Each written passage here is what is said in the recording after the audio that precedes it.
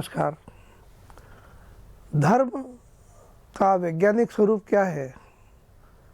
हम जब तक धर्म का वैज्ञानिक स्वरूप नहीं जानेंगे तब तक धर्म को अच्छी तरह नहीं समझ पाएंगे, और यदि धर्म का हमने वैज्ञानिक स्वरूप जान लिया तो धर्म हमारे जीवन में बहुत उपयोगी हो जाएगा। वैज्ञानिक स्वरूप का अर्थ है साइंटिफिक फार्मूला। जैसे पानी का, वाटर का फार्मूला H2O होता है। अब चाहे ये भारत हो, अमेरिका हो, जर्मनी हो, जापान हो, कोई भी देश हो, पानी का फार्मूला हमेशा H2O ही रहेगा।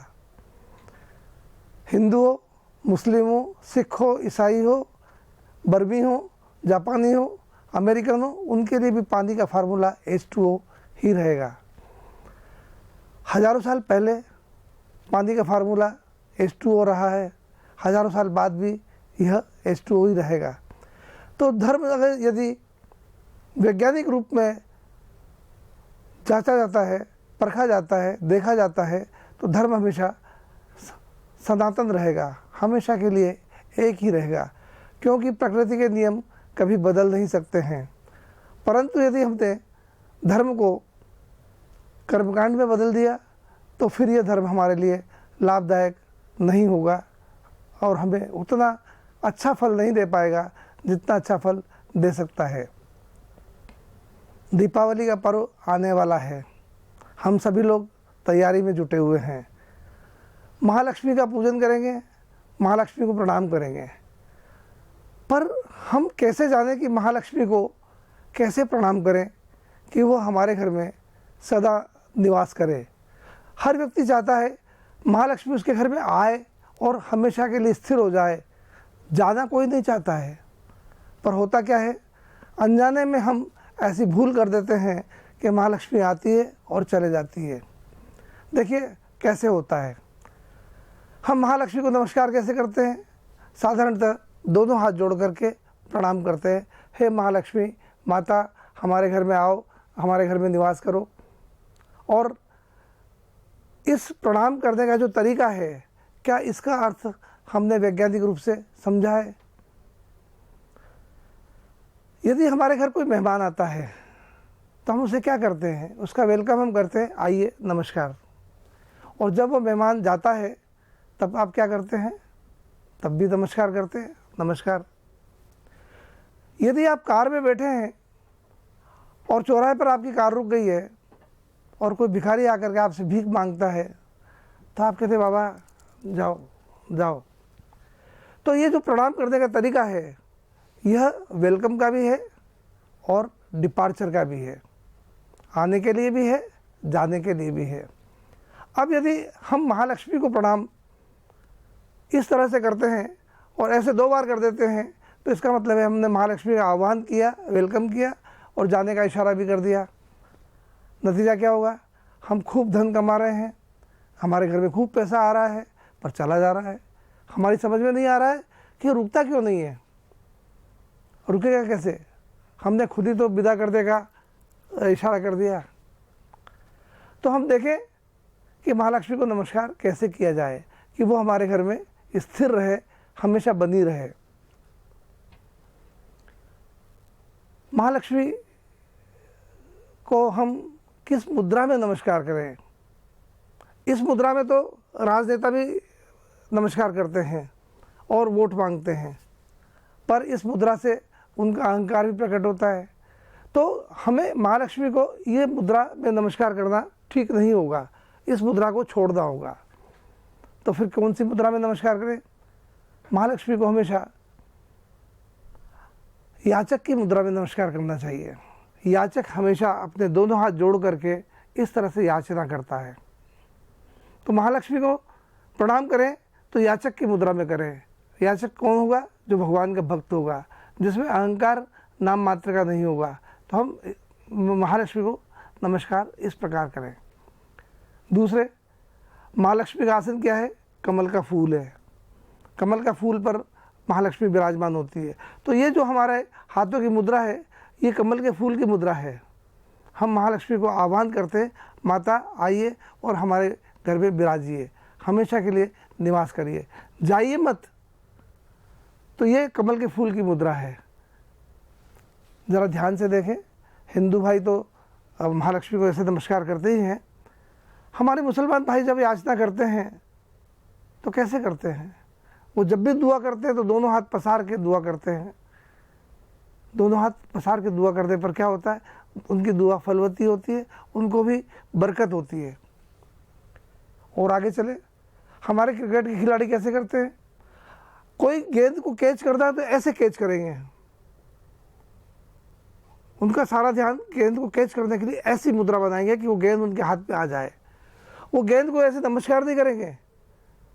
अगर गेंद को नमस्कार करेंगे तो गेंद तो चले जाएगी, छू के चले जाएगी, रुकेगी कैसे? तो गेंद को रोकना है तो इस मुद्रा में नमस्कार करना होगा। तो हमने देखा कि हम महालक्ष्मी का प्रणाम करें, नमस्कार करें तो याचक की मुद्रा में हमें प्रार्थना करना होगी। अब दीपावली पर हम देखते हैं कि महालक्ष्मी का एक छपा हुआ पर्चा आता है, एक पन्ना आता है, एक तस्वीर आती है जिसकी हम पूजा करते हैं। उसमें सरस्वती जी, लक्ष्मी जी और गणेश जी तीनों की फोटो होती है। कई बार कलाकार लोग अज्ञानवश, भूलवश ये फ़ोटो उल्टी सीधी भी बना देते हैं। तो हमें ये ध्यान देना होगा कि जिस फोटो की हम पूजा कर रहे हैं उसमें लक्ष्मी जी बीच में विराजमान हो, लक्ष्मी जी के दाहिनी तरफ सरस्वती जी का फ़ोटो हो और लक्ष्मी जी के बाएं तरफ गणेश जी का फ़ोटो हो। कभी कभी हम लोग लक्ष्मी गणेश की मूर्तियाँ खरीद लाते हैं, दुकान में स्थापित करते हैं और पूजा करते हैं और साल भर तक उनको दुकान में रखते हैं। और क्या होता है, सफाई करते समय लक्ष्मी जी की मूर्ति उलट पुलट कर देते हैं। लक्ष्मी जी के बाएं तरफ गणेश जी होना चाहिए और गलती से यदि हमने लक्ष्मी जी के दाहिनी तरफ गणेश जी को बिठा दिया तो लक्ष्मी जी नाराज हो जाएगी। क्यों? क्योंकि किसी भी पुरुष के बाएं तरफ उसकी पत्नी होती है, उसकी अर्धांगिनी होती है। अब यदि गणेश जी के बाएं तरफ आप लक्ष्मी जी को बिठा देते हैं तो आपने लक्ष्मी जी को गणेश जी की अर्धांगिनी बना दिया, जबकि है तो वो विष्णु भगवान की अर्धांगिनी। इसलिए ये ध्यान रखना होगा कि जिस फोटो में गणेश जी, सरस्वती जी और लक्ष्मी जी का चित्र हो उसमें क्रम सही हो। मैं आपको देखिए फ़ोटो दिखाता हूँ।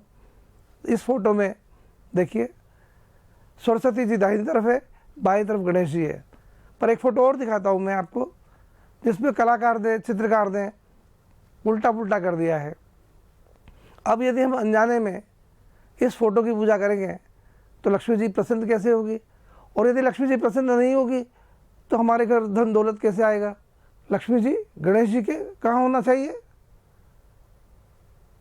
गणेश जी के दाहिनी तरफ होना चाहिए, बाएं तरफ नहीं होना चाहिए। अब ये देखिए गणेश जी कमल के फूल पे विराजमान हैं, पर आपने ध्यान दिया होगा कि लक्ष्मी की एक सवारी उल्लू भी होती है, या उल्लू लक्ष्मी जी का वाहन होता है। हमारे ऋषियों ने, मुनियों ने, महर्षियों ने ऐसा क्यों दिखाया है कि लक्ष्मी का वाहन उल्लू होता है? क्योंकि जब किसी के घर धन आता है और धन के साथ साथ उसमें अहंकार आ जाता है तो इसका मतलब है वह व्यक्ति अहंकार में आकर के आंखें बंद कर लेगा, और जब आंखें बंद कर लेगा तो उल्लू का प्रतीक हो जाएगा। लक्ष्मी जी उल्लू पर भी सवारी करती है। नतीजा क्या होता है? वह धन बुरे कामों में चला जाता है। तो इसलिए लक्ष्मी जी के आने पर हमें अहंकार नहीं करना चाहिए। अहंकार करने से लक्ष्मी जी चले जाएगी। अब लक्ष्मी जी का सदुपयोग कैसे करें? लक्ष्मी जी का सदुपयोग करने के लिए हमको लक्ष्मी जी जो आती है, जो धन हम कमाते हैं, उसको 4 भागों में बांट देना चाहिए।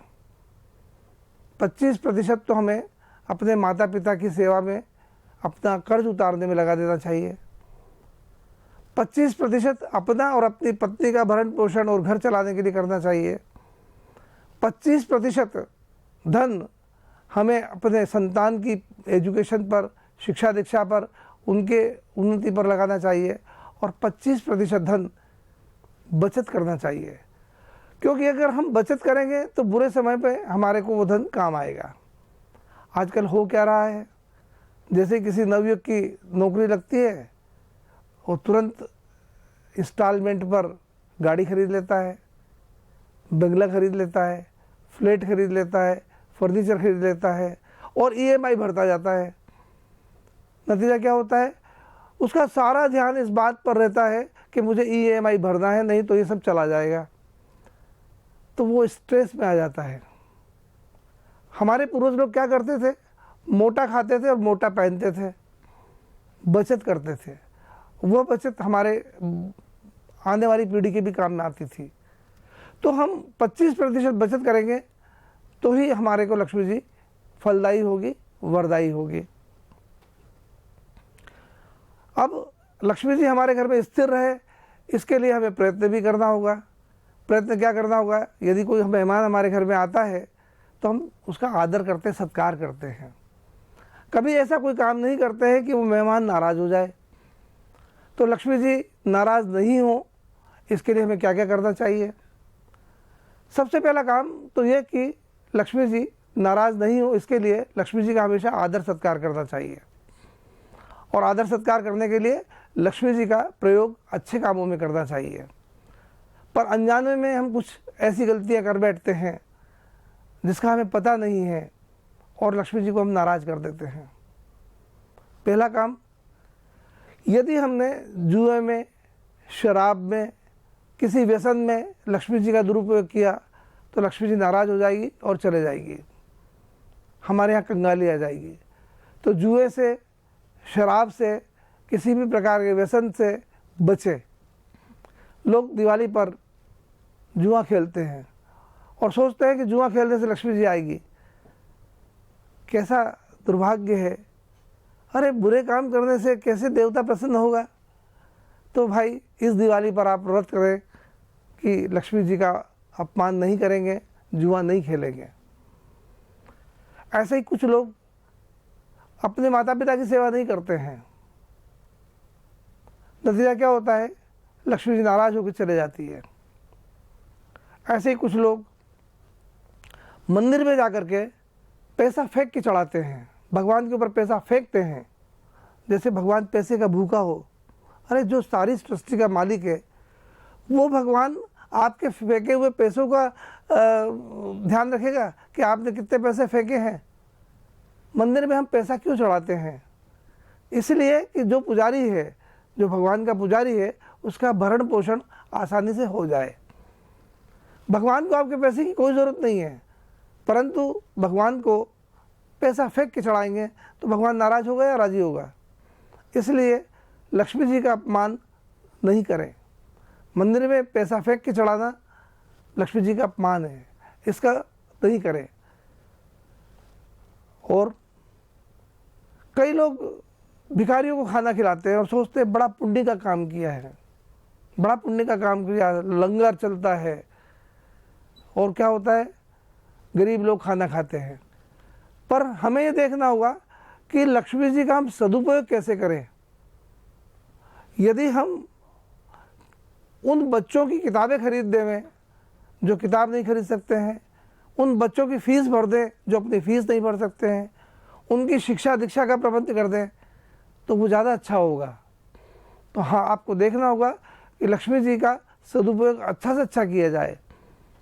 उन गरीब बच्चों के लिए पुस्तकें लाए, उनकी फ़ीस भर दें जिससे वो आगे बढ़ सके, वो ज़्यादा अच्छा होगा बनिस्पत की भूखे को खाना खिलाना। ठीक है, भूखे को खाना खिलाना भी अच्छा है, पर वो कब, जब कोई भूकंप आ जाए, कोई महामारी हो जाए, कोई प्राकृतिक विपदा हो जाए, उस समय अगर आप लोगों की सहायता करते हैं तो बड़ा अच्छा कार्य करते हैं। परंतु रूटीन में काम करने वाले आदमी को कामचोर बनाना लक्ष्मी जी का अपमान ही तो है। आपने तो भूखे को खाना खिलाया और वो सुबह से शाम तक इसलिए बैठा है कि कोई तो कोई भक्त आके रोटी दे देगा। क्यों काम करें, क्यों मेहनत करें? तो इस तरह के लोगों को खाना खिलाने से लक्ष्मी जी प्रसन्न नहीं होगी। भूखे को खाना खिलाने से अच्छा होगा कि आप बच्चों की पुस्तकें ला दें। एक और बात, यदि आप फिजूल खर्ची करते हैं तो भी लक्ष्मी जी आपसे नाराज हो जाएंगे। अंग्रेजी में वर्ड है इकोनॉमी।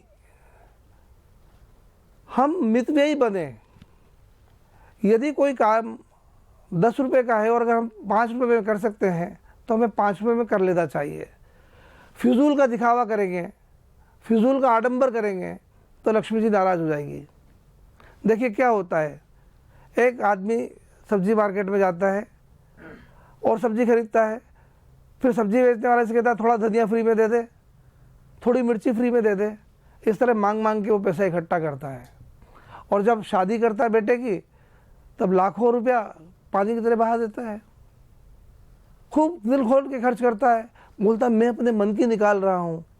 अरे भाई, एक तरफ तो तूने रिक्शे वाले से 10 रुपये की जगह 5 रुपये में सौदा किया, 20 रुपये की जगह 15 ही देने की कोशिश की, मिर्ची फ्री में लाया, धनिया फ्री में लाया, और एक तरफ तुम लाखों रुपये उड़ा रहे हो। जैसे कोई दुकान खोलने के लिए इनविटेशन बांट रहे हो, ऐसे शादी के इनविटेशन बांट रहे हो। तो ये फिजूल खर्ची लक्ष्मी जी को पसंद नहीं है। तो हमें चाहिए कि हम शादी ब्याह में भी कम से कम खर्च करें और फिजूल खर्ची से बचें। कई लोग भगवान को लालच देते हैं, मेरा ये काम हो जाए मैं सवामणि कर दूंगा, मैं इतना प्रसाद चढ़ा दूंगा, इतनी पूजा करा दूंगा। तो ये भगवान को लालच देना भी लक्ष्मी जी का अपमान है। तो आप इससे बचें। तो बंधुओं, आज हमने जो वार्ता की है उसे दोहरा ले 2 मिनट में शांति से। कि एक तो लक्ष्मी जी को इस प्रकार से नमस्कार करना बंद करें। इस मुद्रा से लक्ष्मी जी आपके यहाँ आएगी और चले जाएगी, इसलिए सावधान हो जाएं। आज से लक्ष्मी जी को इस मुद्रा में नमस्कार न करें। लक्ष्मी जी को याचक की मुद्रा में अहंकार रहित होकर के नमस्कार करें। उनको आसन देवें, कमल के फूल का आसन देवें, वो आपके घर में विराजमान रहें। लक्ष्मी जी के फोटो को ध्यान से देखें कि बीच में लक्ष्मी जी हो, बाएं तरफ गणेश जी हो, दाहिनी तरफ सरस्वती जी हो। और पूजा करते समय हमेशा ध्यान रखें कि इस क्रम में बदलाव नहीं हो। और लक्ष्मी जी का पूरा आदर करें, सम्मान करें, माता पिता का सम्मान करें, अपने बच्चों के अच्छी से अच्छी शिक्षा दीक्षा दें और अपने घर को अच्छी तरह से सुचारू रूप चलाएं। फिजूल खर्ची करने से बचें और लक्ष्मी जी का अपमान करने से बचें, जिससे कि आपके घर में लक्ष्मी जी हमेशा निवास करें, आपका घर धन धान्य से भरा पूरा रहे, आप निरंतर उन्नति करते रहें, आपके घर में किसी चीज़ की कमी नहीं आए, आप सुखी रहें, स्वस्थ रहें, समृद्ध रहें। इन्हीं मेरी शुभकामनाओं के साथ मैं आपको प्रणाम करता हूँ। नमस्कार।